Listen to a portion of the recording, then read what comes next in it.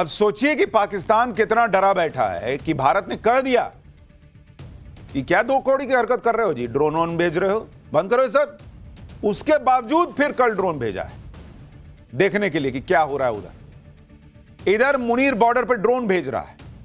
मुनीर के आतंकी भी भारत के खिलाफ जहर उगल रहे हैं।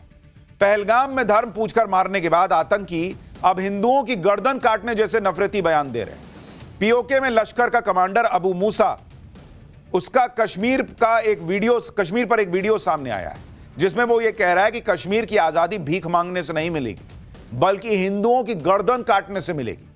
मूसा ने यह भी दावा किया कि उसने यही सब बातें पाकिस्तान के प्रधानमंत्री और बाकी मंत्रियों तक भी पहुंचा दी है। यानी लश्कर का कमांडर मूसा, अबू मूसा, हिंदुओं के गर्दन काटने की बात कर रहा है और खुद बड़े गर्व से बता रहा है कि मैंने तो प्राइम मिनिस्टर ऑफ पाकिस्तान को भी बोल रखा है, यही सब करना होगा, जिहाद करना होगा। और मुनीर ने ऐसे ही थोड़े हिंदुओं को यहां पर धन पूछ के जो मारा गया आतंकी भेजे थे, वो मुनीर ने ऐसे ही थोड़े कराया था। उसके अंदर भी हिंदुओं के खिलाफ जहर, आतंकियों के खिलाफ भी हिंदुओं के खिलाफ जहर, और यही जहर इनके लिए काल बनेगा। मैं आपको बता रहा हूं, ये फिर गलती करेंगे। ये आतंकी मूसा वही है जिसने पहलगाम हमले से सिर्फ 4 दिन पहले भी गोलियों की बौछार और गर्दन काटने जैसी धमकियां दी थी। मूसा का यह बयान इस बात का एक और बड़ा सबूत है कि पाकिस्तान में आतंकियों की पहुंच सीधे प्रधानमंत्री शहबाज शरीफ तक है। यानी वहां की सरकार, सेना और आतंकी सब एक है। यह खुद वहां का आतंकी बता रहा है। भाई आप देखिए, मूसा सीधे सीधे हिंदुओं की गर्दन काटने जैसे जहरीले बयान दे रहा है।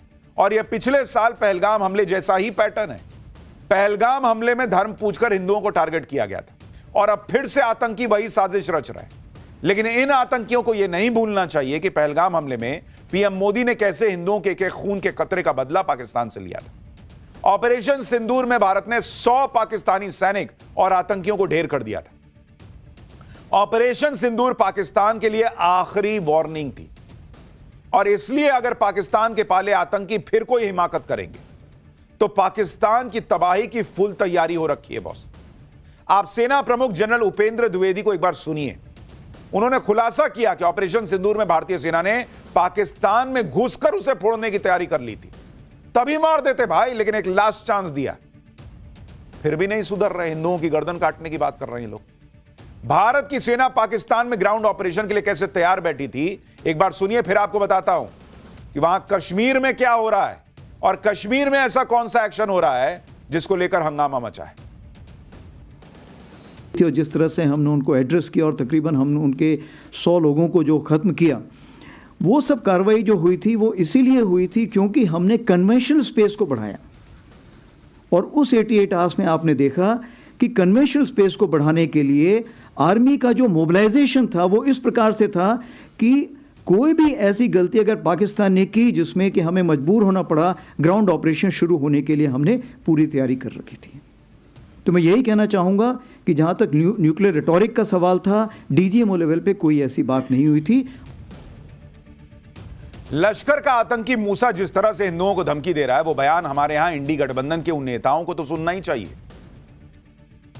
ये हम पहलगाम हमले के वक्त ये दावा कर रहे थे कि पहलगाम हमले में आतंकियों ने हिंदुओं का धर्म पूछकर जान नहीं ली थी। और इस तरह की धमकी के बावजूद जम्मू कश्मीर की पूर्व सीएम महबूबा मुफ्ती कह रही हैं कि भारत को पाकिस्तान के प्रति इंसानियत दिखानी चाहिए। इनका दिल बहा जा रहा है भाई कि भारत ने पाकिस्तान का पानी क्यों, भारत ने अपना पानी पाकिस्तान में जाने से क्यों रोक दिया है। वो हिंदुओं को काटने मारने की बात कर रहे हैं। ये कह रही हैं कि भाई दरिया दिली दिखाओ। सुनिए जरा महबूबा मुफ्ती को। पानी को हथियार बनाना इंसानियत के खिलाफ है। ये पाकिस्तान या किसी और मुल्क की, अगर किसी मुल्क के साथ भी हमारा पानी चला जाता, उसको बंद किया जाएगा, मैं समझती हूँ इंसानियत के खिलाफ है। पानी रोकना इंसानियत के खिलाफ है और धर्म पूछ के मार देना बड़ी इंसानियत है। हिंदुओं के गर्दन काटने से कश्मीर में आजादी मिलेगी, यह बोल देना बड़ी इंसानियत है।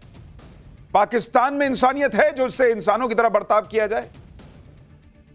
पाकिस्तान पर कोई एक्शन होता है तो ये लोग इंसानियत के लेक्चर देने लग जाते हैं भाई। लेकिन पाकिस्तान की हरकतें इनको नहीं दिखती। पाकिस्तान की आतंकी साजिश की एक और तस्वीर सामने आई है। पाकिस्तान के बहावलपुर में आतंकी संगठन लश्कर-ए-तैयबा के टॉप आतंकी जमा हुए हैं। बहावलपुर जैश-ए-मोहम्मद का गढ़ है और वहां लश्कर के आतंकी जमा हुए हैं, जिसके बाद यह सवाल उठ रहा है कि जैश के गढ़ में लश्कर के टॉप आतंकी क्या कर रहे हैं?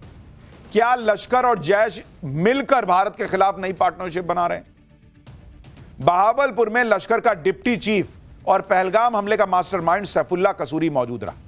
हाफिज सईद का बेटा तलहा सईद और लश्कर का टॉप आतंकी हाफिज अब्दुल रऊफ भी वहां मौजूद था। मंगलवार को बहावलपुर के एक बड़े मदरसे में लश्कर के सभी टॉप आतंकी जमा हुए थे।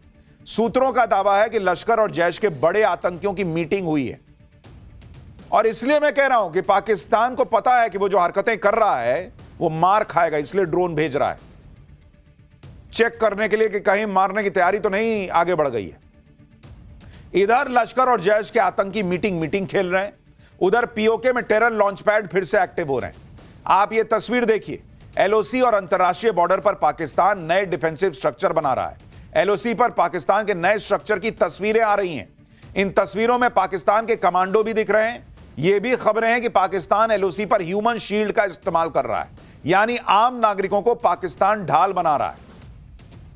लेकिन पाकिस्तान कितने भी तिकड़म कर ले, भारतीय सेना पाकिस्तान को फिर से ठोकने के लिए तैयार बैठी। मुनीर के ड्रोन वाले डर और आतंकी साजिश के बीच भी भारतीय सेना अपनी तैयारियों का ट्रेलर दिखा रही है। सेना की तरफ से जो ये वीडियो आया है, आप उस वीडियो को देखिए, आपको समझ में आएगा कि इस बार चूंकि भारत तो रुकने के मूड में तो होगा नहीं, कोई और मौका देने के मूड में तो होगा नहीं, तो अपने जो सैनिक हैं भारत के, जिनका शौर्य दुनिया देखती है, वो क्या कर सकती है उसकी एक झलक देखिए।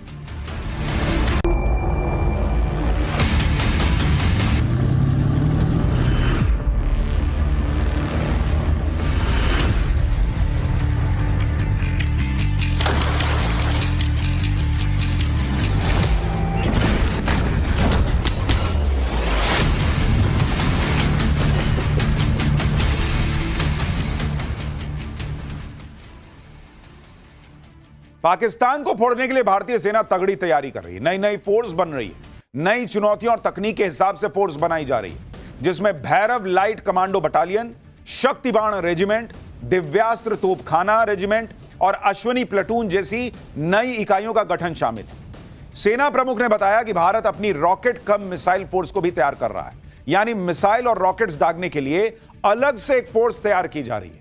सेना प्रमुख ने कहा कि अगर ज्यादा असरदार हमला करना है तो हमें रॉकेट और मिसाइल दोनों की जरूरत होगी। इसके अलावा सेना रुद्र ब्रिगेड और भैरव बटालियन को भी तैयार कर रही है। रुद्र ब्रिगेड सेना की नई अवधारणा है, जिसमें अलग अलग तरह की फाइटिंग यूनिट्स को एक साथ मिला दिया गया है। यह brigade high tempo multi domain operations में काम करेगी। यह ब्रिगेड सीमाओं पर दुश्मनों से लुहा लेगी। इसके अलावा भैरव लाइट कमांडो बटालियन सेना की नई खतरनाक यूनिट है, जो ये स्पेशल फोर्सेस की तरह काम करेगी। For more of such videos, do like, share and subscribe to ET Now Swadesh.